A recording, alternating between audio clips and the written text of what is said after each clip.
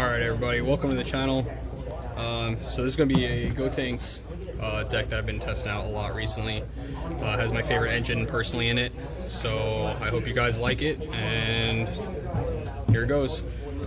So if you don't know what GOTENKS does, here's an auto card attacks. You can take up to one card from your life and it's your hand, and then you can draw a card. So you don't need to take a life in order to draw. Second auto once per turn. If your opponent has one or more energy, when your opponent activates an extra card, you draw. So it's really good on if you go first on turn one, or if you go second, I mean. So if your opponent charges one energy and then you swing, they want to negate for use an extra card for whatever reason, you get to basically draw 3 cards in a sense. You get 2 from the first auto and 1 from the second auto. Awaken. Typical Awaken is 4 or less life, but this card you get to untap 2 energy. So after you Awaken, you have 3 autos. So first auto says when you attack, you draw a card. Second auto says once per turn, when your opponent activates an extra card, you draw 1, and then you can choose up to 1 of your opponent's battle cards and switch it to rest mode.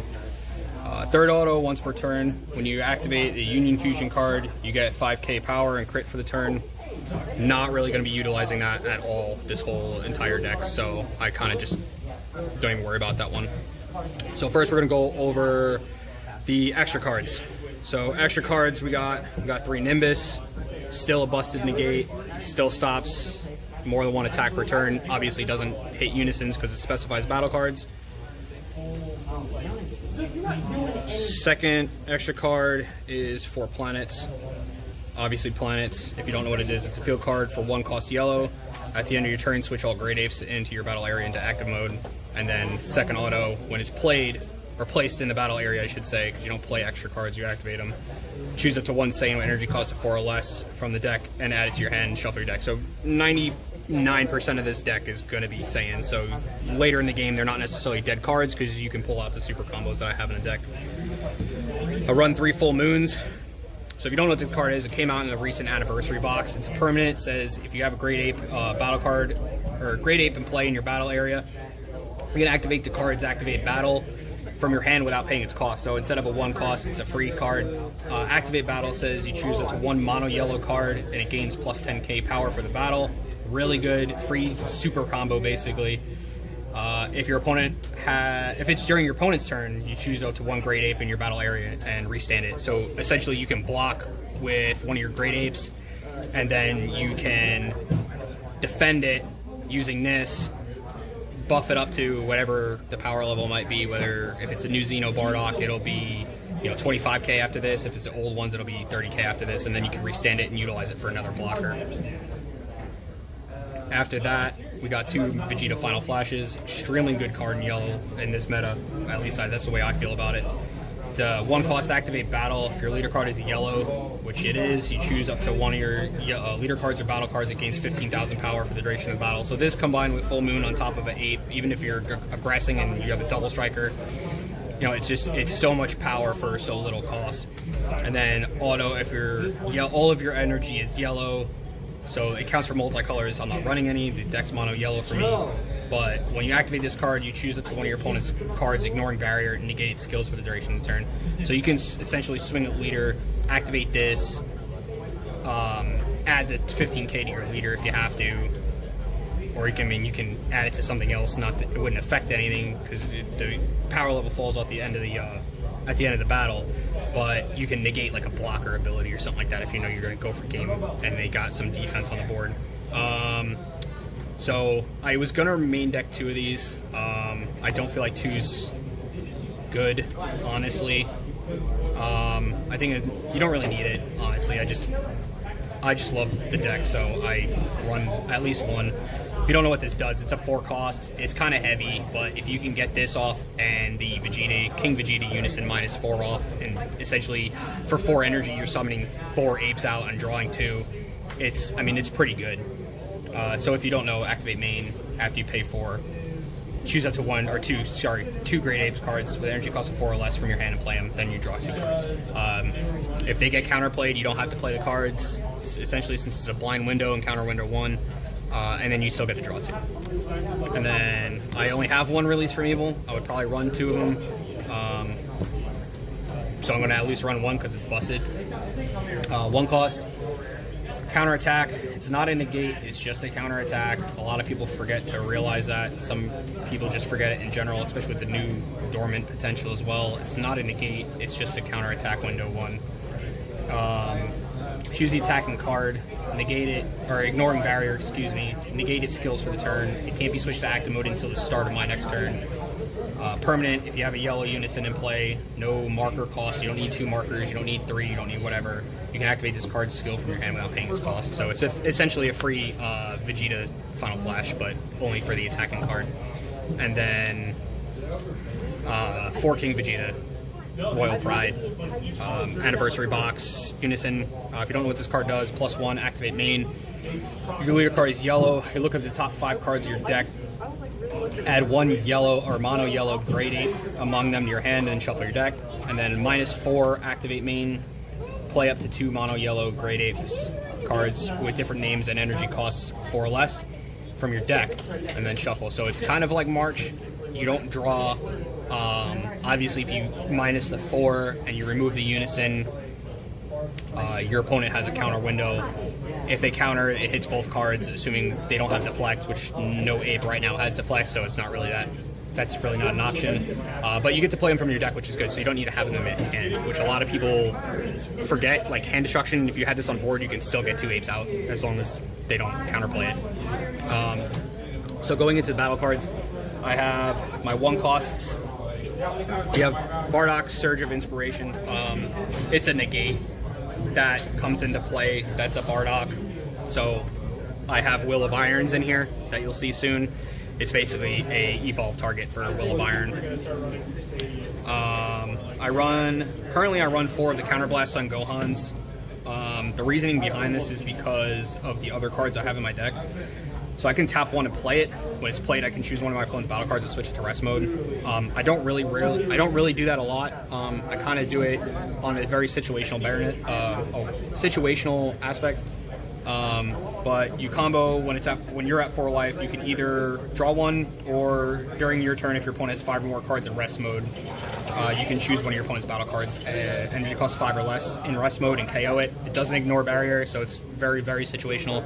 You can essentially play this for 1, tap a battle card, combo it off the field, KO that battle card, assuming that makes them have 5 or more cards in rest mode. Next card, I only run 2 of. I was running 3, but I took her out. I took 1 of them out at least. Gine, it's a free blocker. It's free blockers are free blockers. As long as they're Bardock on the board, it's free. So essentially you can negate turn 1 with this and then play these. There are 2 costs, so they add up quite a bit to successor options if you play those. Next card I got is Bardock Father Son. It's a 2 cost yellow, so another 2 costs to add up to successor options. Activate main. If your leader card is yellow, your opponent has 3 or more energy, so you can't play this for free on earlier turns. You choose up to 1 of your opponent's battle cards and switch it to rest mode. Does not ignore barrier. If you switch the card to rest mode, you play this card. So essentially, it's a 15k, so you could swing with it if you want to, but ideally, it's another free Will of Iron evolve target. Next card, I have 3 counterplay Vegetas. It's a blocker, so it's a lot more defense, just like Guinea's a blocker, and then all the other apes have blockers as well. Counterplay, like any other counterplay that's come out, like battle card counterplay that's come out in this last set. Once you activate this, you can't activate counterplay skills on other cards for the turn. The battle card is being played, it gets put into rest mode. Obviously, if it has deflected, it's not affected. And then permanent, if you have a yellow Unison card with 2 or more markers, you can play this card for free from your hand without having to pay its cost. So this is kind of like a wild card. It might be taken out after today's locals, but I'm not 100% sure yet. I think it's extremely, extremely good in this deck. So if you don't know what Poutine does, she's barrier unique, so you can only have 1 on the board. If your leader card is yellow, when an opponent's card is switched to rest mode by 1 of your skills, you can play the card for free.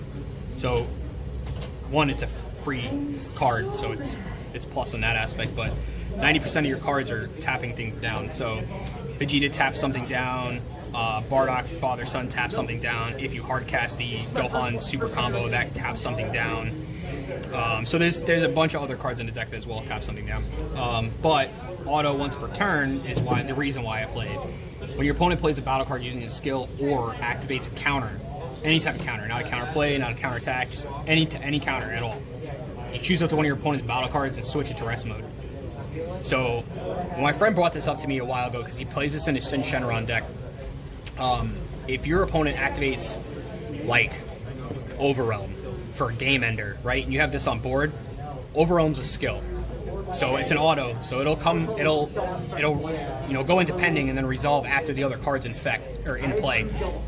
So after they Overwhelm, it comes into play.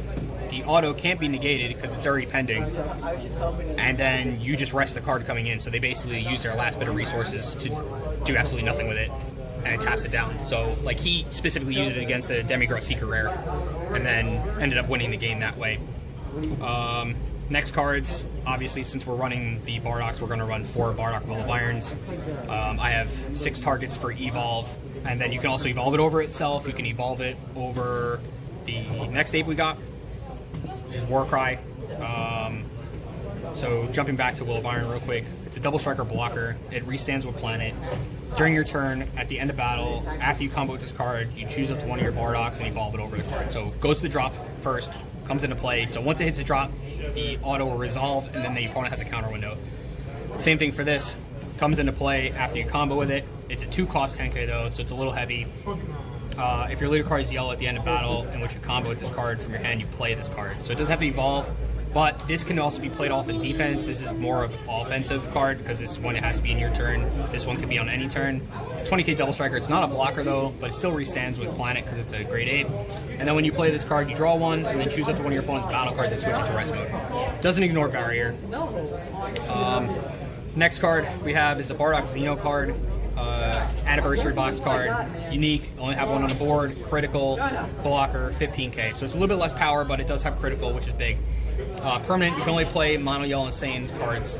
So after this card's in the board, or established on the board, you can't play anything except for mono yellow Saiyans. So as you see, 90% of the deck is mono yellow Saiyans, but once this is on board, you can't play King Vegeta because it has no character traits, has no skills on the bottom. So it doesn't, just because it has none, doesn't mean you can get around it. It's because it doesn't have none, it can't qualify as anything. And then obviously Poutine is not yellow, so that would just completely shut it down anyway. Next card I got is 3 Bergamo. I was playtesting it for a while with 4. I think 4 is too much. I was seeing it too much considering how long I was playing it for. So if you don't know what Bergamo does, it's an auto, tap 1 yellow, 1 colorless is the cost. When your opponent's card is switched to rest mode by one of your skills, play this card from your hand. So essentially, you play Father Son Bardock, you can then play Poutine, you can then tap 2 for Bergamo, or you hardcast the Gohan combo, play Poutine, tap 2, play Bergamo. So you can tap 1 energy, tap 2, 3 energy, and play 3 different cards. And then when this card comes into play, if your leader card is yellow or a Universe 9 card, when it comes into play, you choose up to one of your opponent's battle cards and or energy, ignoring barrier and switching to rest mode. So essentially if they, if it's Invoker, this is a very, very good card against Invoker. You can play this dude from Invoker and then just tap down 2 energy, assuming that they don't Royal Condemnation you. So I run those at a 3. Next is my 2 1-ofs, Swift Retaliation Cooler. Counter, simple. It's a 3 cost though, you can't get this out for any cheaper. So it's kind of like situational in a sense. Like if you're gonna, if you have 3 open and you're gonna Royal Pride -4, summon 2 guys from the bottom or from the deck. If they activate a counter, you just tap 3, counter. Ideally, you should have this out by turn 2, so you can start building up things, and then you can play blockers and have defense for them, and so on. And then the other one I have is Cell Zeno Secret Rare. So if you don't know what this card does, it's Quad Strike. It's a Secret Rare, has ultimate deflect, so it can't be touched by counterplay cards. Energy Exhaust, you're never charging it, so that doesn't really matter. Successor for free, as long as you meet the cost requirements of 12. So Successor, if you don't know what that does, it's either mono yellow, mono green, or a mixture of green and yellow multicolored cards. Any mixture of the sort. Auto, if you have 5 or more energy, you get the effect. When you play this card, you shoot up to 3 cards in your opponent's hand, place them in the drop area, and then this card gains dual attack. So essentially, I've played online. I played on untap a lot with this deck, and you can actually technically get this card out on turn 3. Obviously, it's not optimal, but if you swing with a lot of apes, turn 3 growing out a 40k quad strike after them defending that much attack power, and then it's all going to restand after. You know, if you don't sacrifice them with this, it's all going to restand afterwards anyway because of planet. Ideally, perfectly, you want to play it out on turn 5. So, I mean, you have enough stall, you have enough thing. Side deck's kind of optional, depends on your locals. I'm personally playing best of 3 here, so I'm running a 4th Nimbus. I got a lot of black cards, a lot of token removal stuff for Obuni in case he shows up. Dark Flower, Black Mass Saiyan, and then I think I have Shroud of Mystery Fu in there as well. It's always a good card. But yeah, so that's the GOTENKS Ape deck, and I hope you guys enjoy. Have a good day.